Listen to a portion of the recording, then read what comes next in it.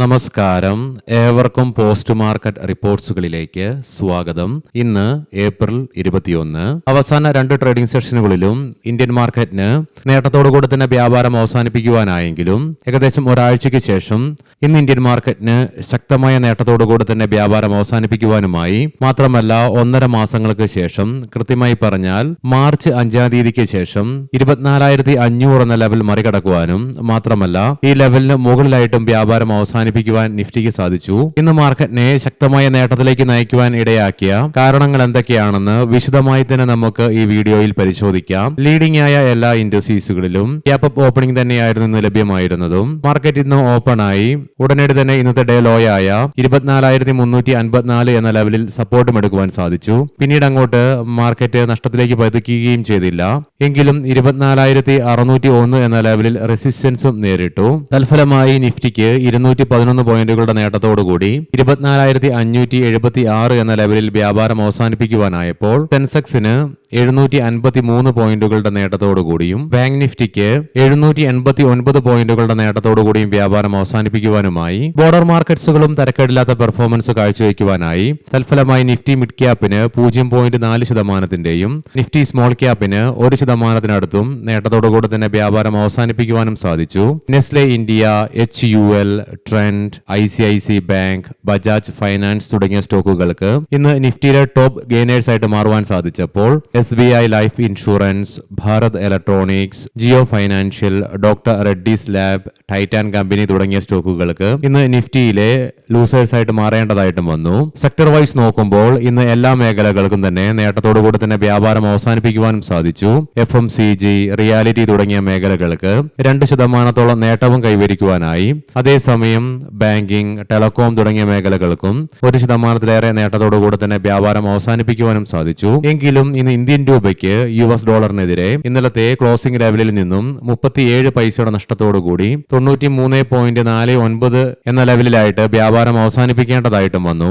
ഇന്ന് heavy weight സ്റ്റോക്കായ HCL ടെക്കിന്റെ quarter 4 റിസൾട്ടുകൾ നമ്മുടെ market അടച്ചതിനു ശേഷം പ്രസിദ്ധീകരിക്കാനായിട്ടിരിക്കുന്നുണ്ട്. ഇന്നലെ മുതൽ US നിന്നും 166 ബില്യന്റെ റെസിപ്രോക്കൽ താരിഫ് റീഫണ്ട് ആരംഭിച്ചതിനാൽ തന്നെ ഇന്ത്യയിൽ നിന്നുമുള്ള പ്രധാനപ്പെട്ട exporting സ്റ്റോക്കുകളായ Avanti feeds, Gokul ദാക്സ് exports തുടങ്ങിയ സ്റ്റോക്കുകൾക്ക് ഇന്ന് 5% നേട്ടം ഇൻട്രാഡേ ബേസിസിൽ കൈവരിക്കുവാനുമായി. നെസ്ലെ ഇന്ത്യയുടെ ക്വാർട്ടർ 4 ഏർണിംഗ്സുകൾ ഇന്ന് മാർക്കറ്റ് ടൈമിൽ തന്നെ പ്രസിദ്ധീകരിച്ചു. സ്റ്റോക്കിംഗ് ന്യൂസിൽ നമുക്ക് അത് വിശദമായി തന്നെ പരിശോധിക്കാം. തൽഫലമായി ഇന്ന് സ്റ്റോക്കിന് 8%-അടുത്ത് നേട്ടത്തോടുകൂടി തന്നെ വ്യാപാരം അവസാനിപ്പിക്കുവാനുമായി. കേന്ദ്രമന്ത്രി ശ്രീ രാജ്നാഥ് സിംഗിന്റെ ജർമ്മനി സന്ദർശനത്തിലുള്ള ശുഭാപ്തി വിശ്വാസത്തിന്റെ ഫലമായിട്ട് ഇന്ന് ഇന്ത്യൻ ഡിഫൻസ് സ്റ്റോക്കുകളായ മസ്ഗോണ്ടോക്ക് ഉൾപ്പെടെ പല ഡിഫൻസ് സ്റ്റോക്കുകൾക്കും 6% നേട്ടം ഇൻട്രാഡേ ബേസിസിൽ കൈവരിക്കുവാനുമായി.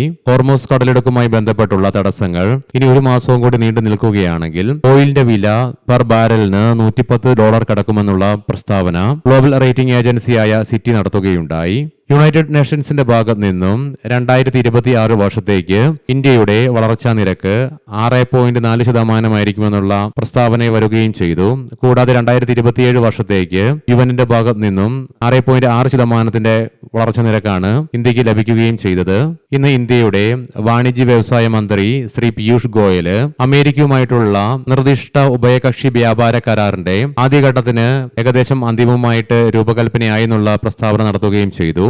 മാത്രമല്ല ഇതിനെക്കുറിച്ചുള്ള ചർച്ചകൾ തുടർന്നുകൊണ്ടിരിക്കുകയാണെന്നുള്ള പ്രസ്താവനയും അദ്ദേഹം നടത്തുകയുമുണ്ടായി. ഇനി നമുക്ക് നിഫ്റ്റിക്കൊക്കെ 1.5 മാസത്തിനു ശേഷം ഏറ്റവും ഉയർന്ന നിലയിലേക്ക് വ്യാപാരം അവസാനിപ്പിക്കുവാൻ ഇടയാക്കിയ ഘടകങ്ങൾ എന്തൊക്കെയാണെന്ന് വിശദമായി തന്നെ പരിശോധിക്കാം. ആദ്യമായി തന്നെ കഴിഞ്ഞ വീക്കെൻഡില് വീണ്ടും ഉടലെടുത്ത വെസ്റ്റ് ഏഷ്യൻ പ്രശ്നങ്ങളിലുള്ള ആശങ്ക മൂലം ബ്രെന്റ് ക്രൂഡിന്റെയും ക്രൂഡ് ഓയിലിന്റെ വില ഇന്നലെ കുതിച്ചുയരുക തന്നെയുണ്ടായി. മാത്രമല്ല ഇന്നലെ തൽസ്ഥിതി തുടരുക തന്നെ ചെയ്തു. എന്നാൽ നിലവിൽ US-ഉം ഇറാനും തമ്മിലുള്ള ചർച്ചകൾ പുനരാരംഭിക്കുമെന്നുള്ള നേരിയ പ്രതീക്ഷ നിലനിൽക്കുന്നതിനാലും കൂടാതെ ഒരു പക്ഷേ സീസ് ഫയർ നീട്ടിയേക്കാമെന്നുള്ള നേരിയൊരു പ്രതീക്ഷയും ഇതിനൊപ്പം തന്നെ നിലനിൽക്കുന്നുമുണ്ട്. അതിനാൽ തന്നെ ഇന്ന് ബ്രെന്റ് ക്രൂഡിന്റെയും ക്രൂഡ് ഓയിലിന്റെയും വിലയിൽ 1%-ലേറെ ഇടിവും അനുഭവപ്പെട്ടു.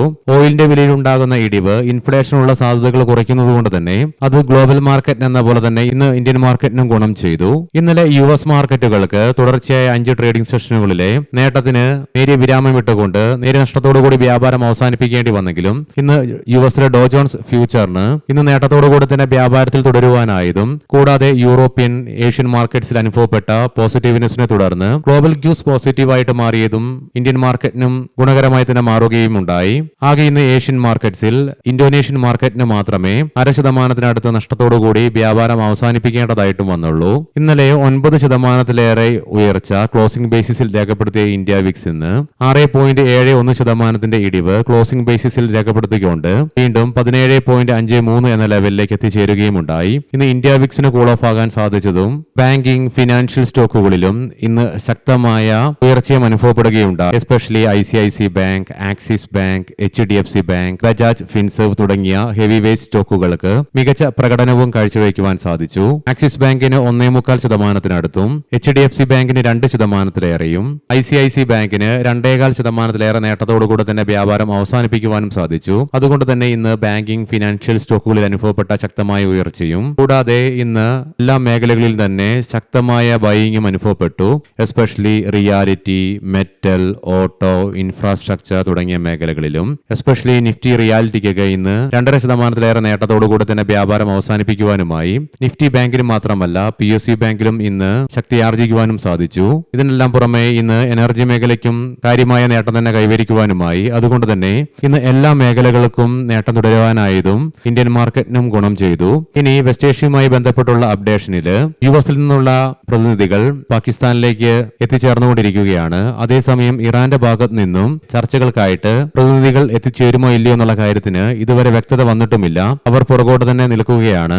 കാരണം ഇരു കൂട്ടരുടെയും ഭാഗത്ത് നിന്നുമുള്ള പ്രൈമറി ആയിട്ടുള്ള ഡിമാൻഡ് വിരുദ്ധമായതുകൊണ്ട് തന്നെ. കാരണം അമേരിക്ക ആവശ്യപ്പെടുന്നത് ആദ്യം ഒരു ഡീലിലേക്ക് എത്തിച്ചേർന്നാൽ മാത്രമേ ഹോർമൂസ് കടലിടുക്കിലെ ബ്ലോക്കേഡ് മാറ്റൂ എന്നുള്ളതാണ്. എന്നാൽ അതേസമയം ഇറാൻ അവകാശപ്പെടുന്നത് US-ന്റെ ബ്ലോക്കേഡ് മാറ്റിയാലേ അവർ ചർച്ചയ്ക്കായിട്ട് തയ്യാറാകൂ എന്നുള്ള ആവശ്യമാണ് ഇറാന്റെ ഭാഗത്ത് നിന്നും വരുന്നത്. അതുകൊണ്ട് ഇരു രാജ്യങ്ങളും ശക്തമായ വടംവലിയാണ് അങ്ങോട്ടും ഇങ്ങോട്ടും നടത്തിക്കൊണ്ടിരിക്കുന്നത്. സീസ് ഫയറിന്റെ ഡെഡ് ലൈൻ അവസാനിക്കുവാൻ മണിക്കൂറുകൾ മാത്രം ബാക്കി നിൽക്കെ ചില കോണിൽ നിന്നും സീസ് ഫയർ ഒരുപക്ഷെ നീട്ടി നൽകിയേക്കാമെന്നുള്ള പുതുപ്രതീക്ഷകളും പലരും പങ്കുവയ്ക്കുന്നുണ്ട്. അതുകൊണ്ട് തന്നെ ഒന്നെങ്കിൽ ചർച്ച വിജയകരമായി പൂർത്തിയാക്കിക്കൊണ്ട് ഒരു ഡീലിലേക്ക് എത്തിച്ചേരാമെന്നും അതല്ലെങ്കിൽ സീസ് ഫയറിന്റെ ഡെഡ് ലൈൻ നീട്ടി നൽകിയേക്കാമെന്നുള്ള പ്രതീക്ഷയാണ് പൊതുവെ ലോകരാജ്യങ്ങൾ നിലവിൽ വെച്ച് പുലർത്തുന്നതും. അതിന്റെ ഒരു പോസിറ്റിവിറ്റി കൊണ്ട് തന്നെയാണ് തുടർച്ചയായി ഈ ആഴ്ചയിലെ ആദ്യ 2 ട്രേഡിംഗ് സെഷനുകളിൽ, അതായത് ഇന്നലെയും ഇന്നുമായിട്ട് ഗ്ലോബൽ മാർക്കറ്റിന് പോസിറ്റിവിറ്റി തുടരുവാനാകുന്നതും.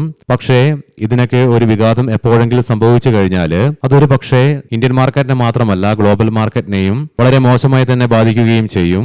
അതുകൊണ്ട് തന്നെ നാളെയും നമ്മൾ മാർക്കറ്റിൽ അതീവ ജാഗ്രത പുലർത്തേണ്ടതായിട്ടുമുണ്ട്. കൊമോഡിറ്റിയിലേക്ക് വരുമ്പോൾ ബ്രെൻ ക്രൂഡിന്റെയും ക്രൂഡ് ഓയിലിന്റെ വിലയിൽ നമ്മൾ മുൻപ് കണ്ട പോലെ തന്നെ 1% ഇടിവാണ് അനുഭവപ്പെടുന്നത്. ബ്രെൻ ക്രൂഡിന്റെ വില $94.55 പെർ ബാരൽ എന്ന നിലയിലായിട്ടും ക്രൂഡ് ഓയിലിന്റെ വില $86.56 പെർ ബാരൽ എന്ന നിലയിലുമായിട്ടാണ് വ്യാപാരം നടത്തിക്കൊണ്ടിരിക്കുന്നതും.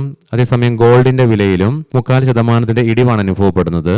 $4,753.08 പെർ ഔൺസ് എന്ന നിലയിലായിട്ടാണ് ഗോൾഡിൽ വ്യാപാരം നടന്നുകൊണ്ടിരിക്കുന്നതും. ഇനി നമുക്ക് ഇന്നത്തെ പ്രധാനപ്പെട്ട സ്റ്റോക്കിംഗ് ന്യൂസുകൾ പരിശോധിക്കാം. മുൻകൂട്ടി ഓർമ്മിപ്പിച്ചുകൊള്ളട്ടെ, ഇത് ഒരു ബൈ ഓർ സെൽ റെക്കമെൻഡേഷൻ അല്ല. പ്രസ്റ്റീജ് എസ്റ്റേറ്റ്സ് 10 ടവറുകളിലായി ഏകദേശം 5100 യൂണിറ്റുകൾ ഉൾപ്പെടെയുള്ള ഹൈദരാബാദിലെ കമ്പനിയുടെ പദ്ധതിയിൽ നിന്നും യൂണിറ്റുകളുടെ വിറ്റഴിക്കൽ വഴി 2500 കോടി രൂപയിലധികം കമ്പനി നേടി. ഹിൻഡാൽകോ ഇൻഡസ്ട്രീസ് ജൂണിലെ പുനഃസംഘടനയിൽ സെൻസെക്സിൽ ട്രെൻഡിന് പകരം ഹിൻഡാൽകോ എത്തിയേക്കാമെന്നുള്ള റിപ്പോർട്ട്സും വരുന്നുണ്ട്.